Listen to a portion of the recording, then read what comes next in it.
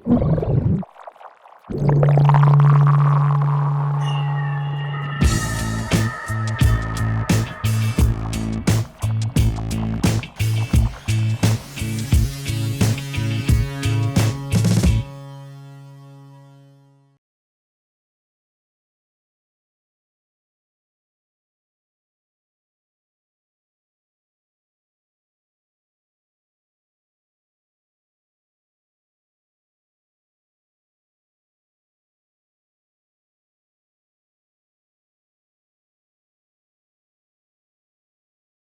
I've seen them run, yes, I've seen those flightless birds.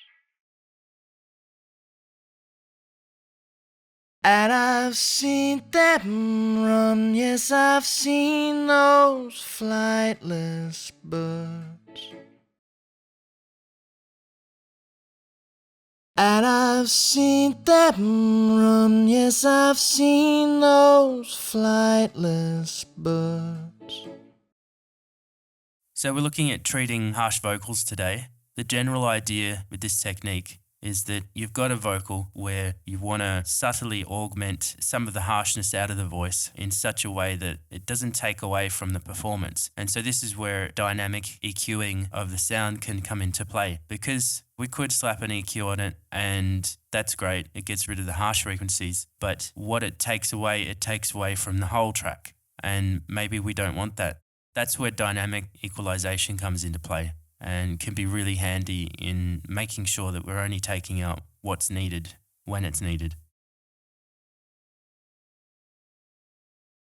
So the way this works is we're going to split the voice out into 3 different tracks. The first voice is just the vocal as it is.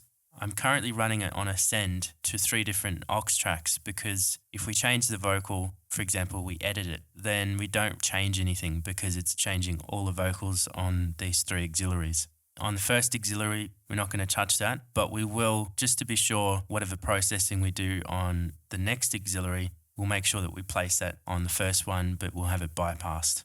So the next auxiliary is taking out the frequencies that we don't want, but we're going to do this in a particular way so that we can do it more dynamically. And so through a bit of experimenting to come up with a method of doing this with stock plugins, I came up with this. If we put an EQ on our main vocal and boost one of the bands and sweep around until we find the harsh frequency. So say, for example, we found that around the kind of 2K area is a bit harsh. We can then copy those settings across to the next one. We'll bypass that on the main track, and I'm going to turn this into all subtractive EQ, because the plan after that is to take this entire track out of phase with the original. So whatever frequencies we have in this one, we're going to remove from the main track. I've high passed and low passed around the problem frequency, because if we don't do that, we're going to take out everything from the track and we're only going to remove this area of the sound from the original.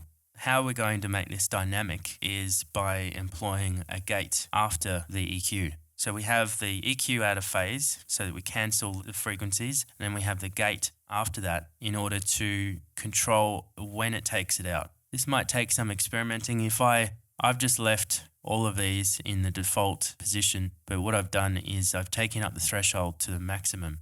And so all that does is that always being left in a dynamic state, it's never fully open. But feel free, if you need to, then by all means pull the threshold down. For general applications, for maybe more subtle things, I find it quite easy just to have the threshold all the way up. And your ratio control in this regard becomes the control of the dynamic slope.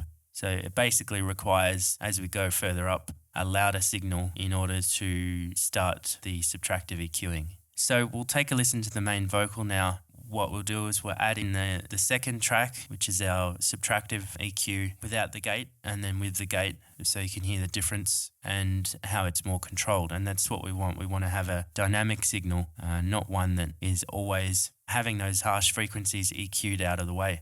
In such a case, we would be better off just EQing it. Over my silent night, over my silent night, over my silent night. So that's that. But you'll notice that when we do have that track in, it can end up taking a bit of the top end away from the voice. So I'll just explain the concept behind this third track. What scientists have been able to uncover in the study of our sound perception is that even when they removed the fundamental note, they found that the brain perceived the fundamental to still be part of the sound. It filled in the gap. And so how that relates to what we're talking about today is that this third track, we're going to move everything up by an octave.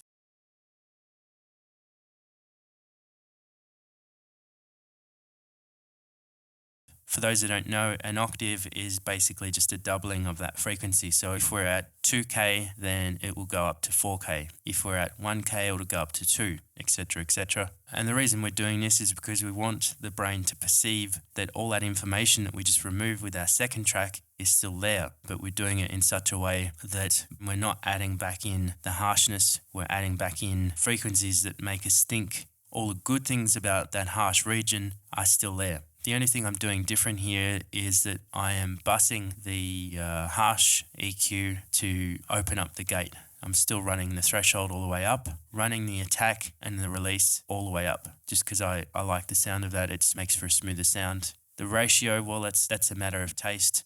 The other important thing to note is that the sidechain, I've actually targeted it. The idea being that when the harsh frequency is present and being removed from the mix, we're adding back in the upper harmonic. But yeah, this is how it sounds. Let's have a listen. Grey dawn breaking over the ones I love. Grey dawn breaking over the ones I love. Grey dawn breaking over the ones I love. Grey dawn breaking over the ones I love.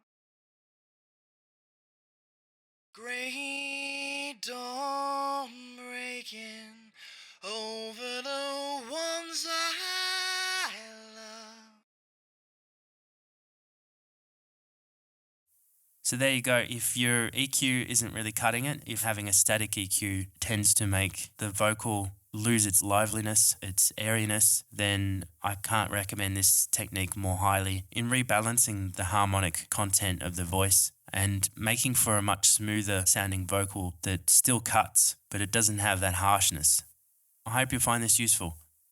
Until next time, happy mixing. If you have any questions, comments or ideas for new tutorials or would like to enlist my mixing services, please contact me at yamahadrums2009@hotmail.com and please subscribe to remain informed of future video releases.